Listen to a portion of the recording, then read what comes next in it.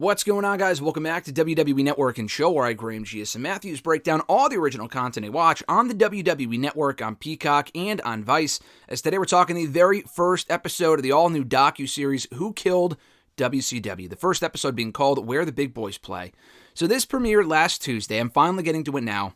I'm not sure if I'm going to have the second episode review up next Monday as well, or if I'm going to have it up sooner. Kind of all depends on what the upload schedule looks like for this coming week and what I got going on and whatnot, when I can watch the episode. I didn't get a chance to watch this until like yesterday, right before Battleground. So, and also part of the reason was this.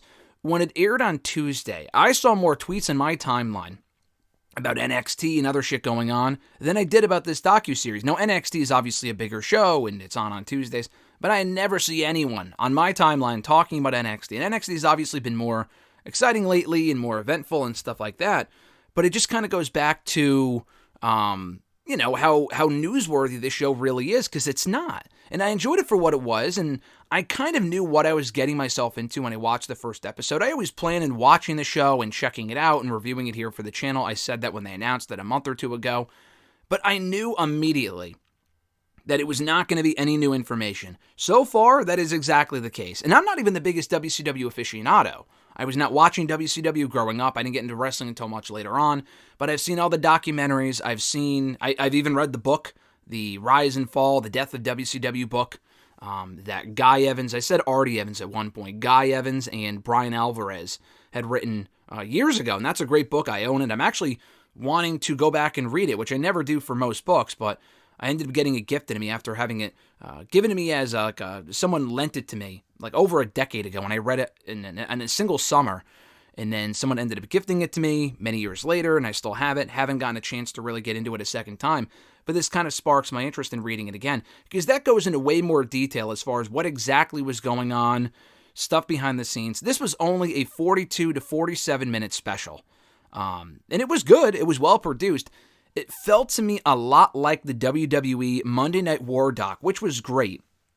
The difference with that, though, that was kind of told through the lens of WWE and their rose-colored glasses, so to speak. When they put that out 10 years ago on the network, it was great content for the network. There were a lot of episodes.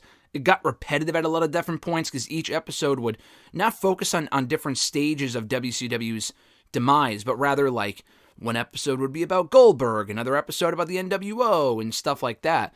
This is a bit more linear, and it's shorter. They have, time constraints because it's airing on television. They're only hour-long episodes. There's only 4 episodes.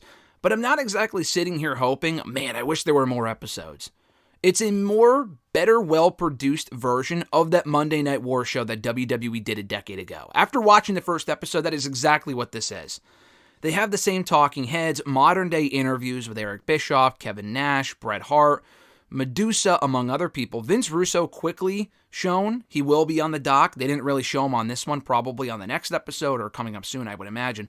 Hogan is not on it, which is very weird, because they talk a lot about Hogan, and The Rock fucking produced the thing. The Rock is the brainchild behind it. He's even shown talking at a few different points, and I'm not really exactly sure why, because obviously he has the WWE perspective of what it was like working for WWE, WWF, when the war was going on. But it's like, this isn't about WWE. I mean, I guess it is kind of about WWF, WWE, but not really. It's kind of that's like the Monday Night War perspective.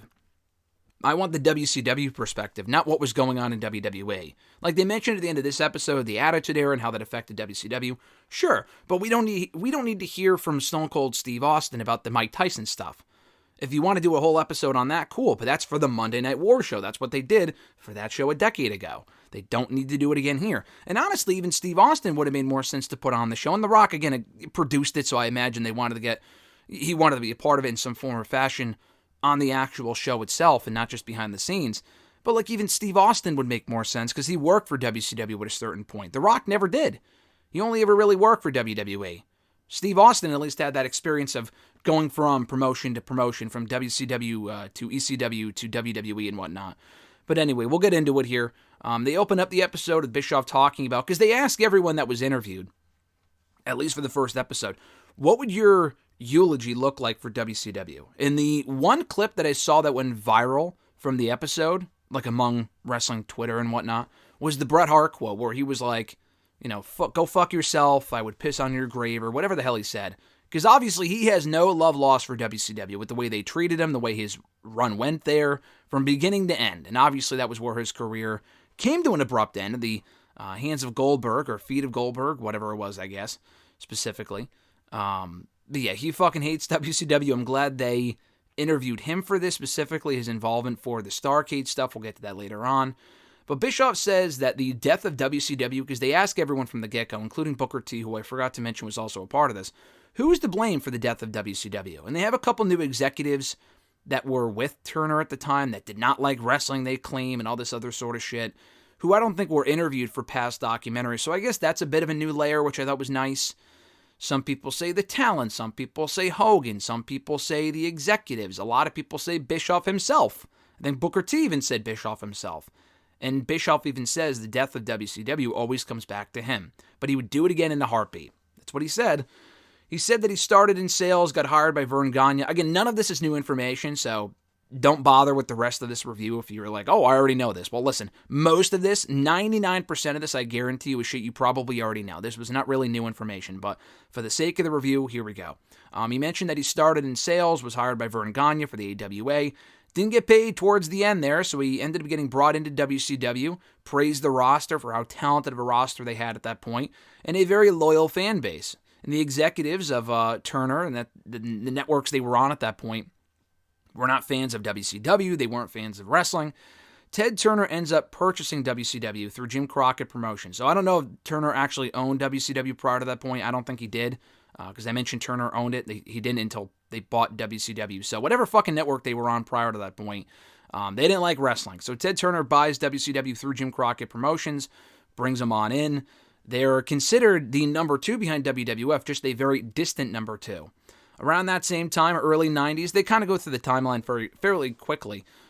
Scott Hall, Kevin Nash leaving for WWF, become big stars over there as Razor Ramon and Diesel, respectively. WCW, they estimated, was losing up to $10 million annually.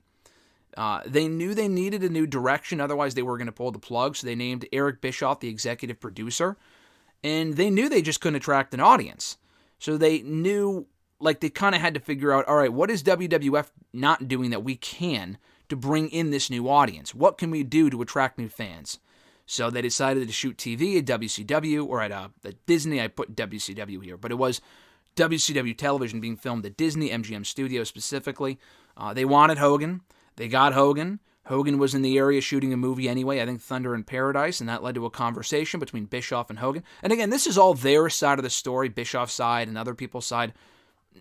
I highly doubt all of this is considered the 100% truth. I'm just going off of what they said here on the episode. Just kind of as a preface. I probably should have said that at the beginning, but this is all their side of the story. So they were able to bring him in, and he ended up signing for 4 pay-per-views a year in complete creative control. Remember that, because that would come back into play a little bit later on. Turner asked Bischoff what it would take. He met with the executives of Turner, did Eric Bischoff, including Ted Turner himself.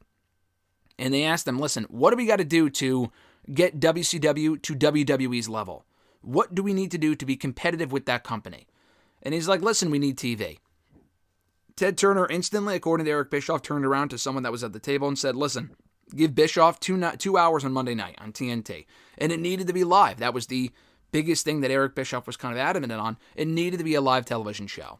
So they did the first Nitro for Mall of America. And Raw was around by this point, but Raw I don't think was live most weeks, if at all, back around this point. So that was an advantage that WCW had over WWE. They did their first Nitro for Mall of America. And that was where Lex Luger showed up, and no one knew that he left WWE, so that was a big coup for them to show up at the end of that show. They also had Medusa dump her women's championship in the trash on that show. She had just come over from WWE. She did it out of shock value to get people talking. It worked. Nash and Hall then invaded WCW in 1996. They talk about how Sting was supposed to be the third man. Bischoff spent weeks trying to convince him to turn heel and be that third guy, when he was all of a sudden just talking to Hogan. And he wasn't asking Hogan to be the third guy, but he asked Hogan who he think it should be, and Hogan said himself.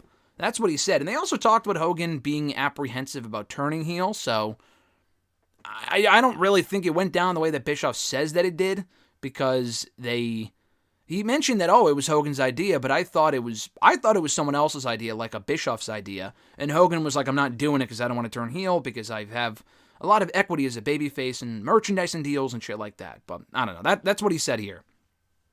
So they recap NWO's formation at Bash at the Beach 96, the domination of the group.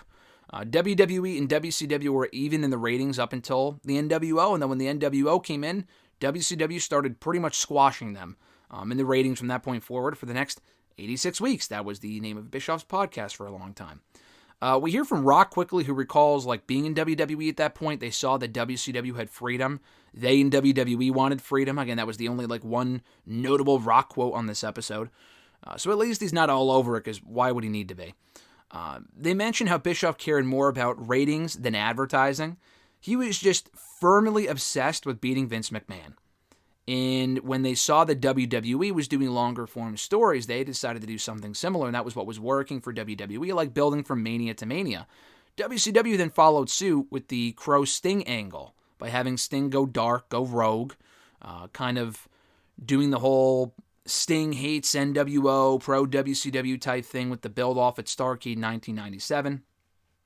And they go over the finish of the Hogan-Sting match in 97 and how dumb it was. They didn't have Bischoff... I mean, he did kind of say it was shitty after the fact, but I'm pretty sure in recent podcasts, in recent years, he's gone back and said, yeah, it was a good idea, or this is why we did it, trying to justify it. It was fucking stupid, obviously. Not even as someone who was a fan at the time, but looking back on it, it was a convoluted finish. Bret Hart even says as much here. He goes, it was a lame finish, it was convoluted, and it completely ruined the moment. And they mentioned that Hogan changed his mind about doing a clean finish. They were going to do a clean finish. Hogan changed his mind. That doesn't work for me, brother. Kevin Nash gave us that line, which was great. People complained online afterward, and in the moment, it was it got a good reaction, but they mentioned how online they just got ripped apart by the diehards, saying how fucking stupid it was. Around that same time, Vince ended up ushering in the Attitude Era, brought in Mike Tyson. That brought in new eyes to their product, and they realized, what we need to do to be competitive is be more aggressive and intense and risque and stuff like that, which is exactly what they did in 1998. Bret Hart says that Bischoff knew nothing about wrestling and relied way too heavily on Hulk Hogan. And that was it. So the next episode will start around 98, 99, I guess. There's still 3 episodes left, and already we just passed Starrcade 97. So it will have to do more with the final few years of WCW, which is interesting because we got hour-long episodes to really dive into. So hopefully they get into some real depth with those episodes. This was kind of the introductory episode, which I guess is good for people that know nothing about WCW, didn't really know what happened to it, or what it was, and how it kind of came to prominence. This episode recapped all of that, but for people like myself, probably like yourself, and anyone who has followed this stuff for any stretch of time, was probably well aware of 95% of this information, if not more. I mean, a lot of this is just regurgitated stuff. So I liked the episode. I liked how well produced it is. I doubt the show is even really necessary, considering that we've seen so many WCW documentaries on the death of it and whatnot, and even the book, which was very well done, ad nauseum in the last 2 decades since WCW closed.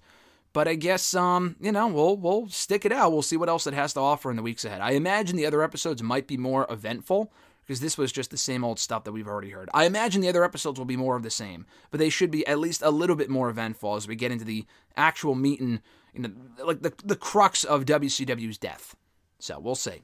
But thank you guys for checking out my review. Hopefully you enjoyed the first episode as well. Available right now over on Vice. They're not paying me to say this. I'm just telling you where you can watch the show late on Tuesday nights for the next couple of weeks. This Tuesday, the following Tuesday, the Tuesday after that, in the month of June. And we'll be breaking it down here on the channel. So my next review, like I mentioned, could be up on Friday, Saturday, Sunday, Monday. I'm not sure yet. It depends on when I watch it, when I can review it, and when it makes sense to post it. I know WWE is Clash of the Castle on Saturday, so no SmackDown Live or no SmackDown audio review this weekend, no SmackDown Lowdown review, so it probably will be up at some point this weekend and not next Monday, but keep an eye out for that. It should be up at some point within the next week, and you can check it out then. Have a great one, folks. I'm Graham G.S. Matthews, and I'll catch your ass down the road.